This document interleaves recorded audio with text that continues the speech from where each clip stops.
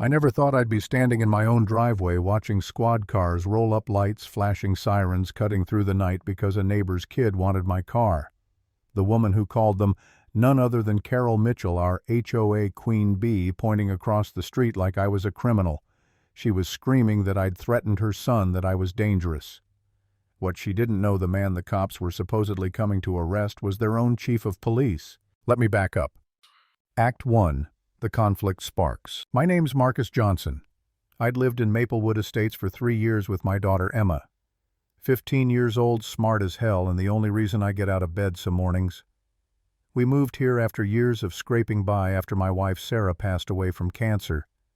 Back then I worked insane hours, saved every dime I could, and promised Emma we'd one day have a home with a yard, a room she could call her own. Maplewood was supposed to be that dream come true, and for the most part it was. The lawns looked like magazine covers, the houses like movie sets. But the neighborhood came with baggage in the form of Carol Mitchell. Perfect blonde hair that didn't move even in a storm-white designer suits to pick up the mail, and a voice that carried like she owned the entire street. Technically, she just ran the HOA, but you'd think she was running the White House. From day one, Carol eyed me like I'd snuck past the velvet rope. One morning while I washed my Mustang, a red 2018 GT I'd saved years to buy, she strolled over, eyebrows raised.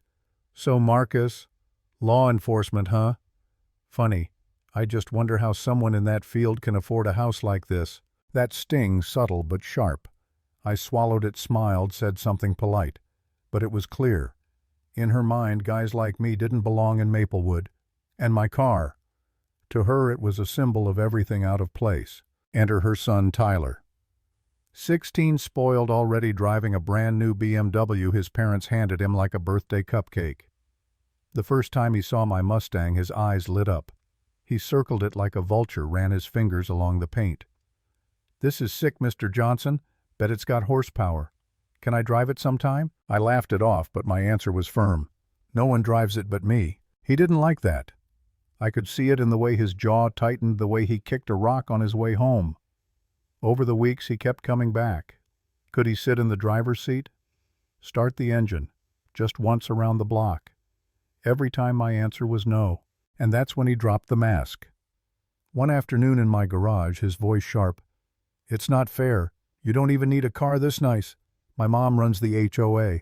People like you shouldn't even live here." Those words hit me in the gut. People like me. I'd heard that tone before in darker places from people who thought uniforms or titles gave them the right to decide who belonged. I told him to leave my property.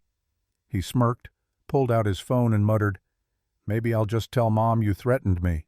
That's when I realized things were about to get ugly. Act 2. Escalation and turning point. Minutes later, I heard heels clicking down my driveway like a war drum. Carol appeared, crisp white suit, lipstick, perfect eyes blazing. She didn't even ask. She just announced, "How dare you threaten my son? This is a family neighborhood. We don't tolerate intimidation." I tried to explain Tyler wanted to drive my car. I said no, but she was already dialing her phone. "Yes, police right away. A grown man threatening children in Maplewood." I wanted to laugh, but my stomach sank. I knew how fast rumors spread, how reputations die.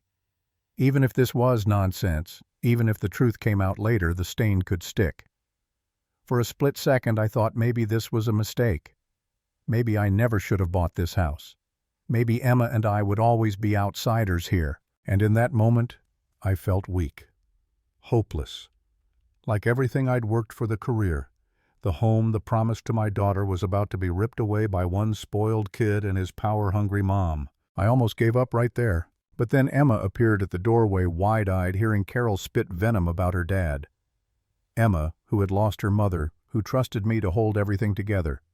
And I thought, no. I'm not folding because a teenager lied and a woman abused her HOA badge. So I stood my ground. The patrol cars rolled up. Officers stepped out, men I knew personally. But before Carol could give her big speech, Tyler's phone rang. Loud. And like a gift from the universe, he answered. "Tyler, dude. Did you get the Mustang yet? My dad's buddy's ready to pay big money tonight." The entire garage froze. The officers heard it. Carol heard it. I watched the color drain from her face. Tyler fumbled with the phone, but too late. His buddy Jake kept talking. Genius plan. Get your mom to call the cops. Get the guy locked up, then take the car. And just like that, the script flipped. The officers looked at me, recognition dawning. Chief Johnson, Chief of Police Johnson. Carol blinked like she'd been slapped. The man she'd called cops on her own HOA troublemaker was the head of the department. Her son, not a victim, a would-be thief. Act 3. The showdown in justice. The tension in that garage could have cut glass. One officer asked carefully, "Chief, do you want to press charges?" I looked at Tyler, red-faced, trembling. He'd gone from smug to terrified in seconds. Filing a false police report, conspiring to steal, planning to sell stolen property. These weren't childish pranks. They were crimes. I stepped closer, my voice steady but sharp. "Tyler, do you understand what you've done? You lied. You tried to ruin a man's career. You plotted to steal what I worked years to earn. That's not just teenage stupidity, that's criminal." Tears welled in his eyes. He stammered, I just wanted people to respect me. Everyone thinks I'm just some rich kid. I thought if I drove your car, they'd think I was cool." For a second, I almost saw the scared kid under the arrogance, but sympathy didn't erase the facts. I laid out his options. 1, I press charges. You'll have a record that follows you forever. 2, you own this. You apologize to these officers, to your mother, and you start working for the first time in your life. You pay back the city for the wasted call, and maybe you learn respect the hard way. Carol sobbed, makeup streaking. The HOA queen was crumbling. "Chief, please, I had no idea. I should have asked more questions." For the first time, her authority meant nothing. She was just a mother realizing she'd raised a liar. Tyler, shaking, chose the second option. He faced the officer's, voice cracking but clear. "I filed a false report. I lied about Chief Johnson. I planned to steal his car. I'm sorry." The officers wrote it down. They didn't cuff him. But everyone knew this was no longer a neighborhood squabble. It was a reckoning. Carol's face, red, humiliated, said it all. The woman who strutted through Maplewood like a queen had just lost her crown, and she knew it. Closing line. Power built on lies and intimidation will always collapse the moment the truth shows up.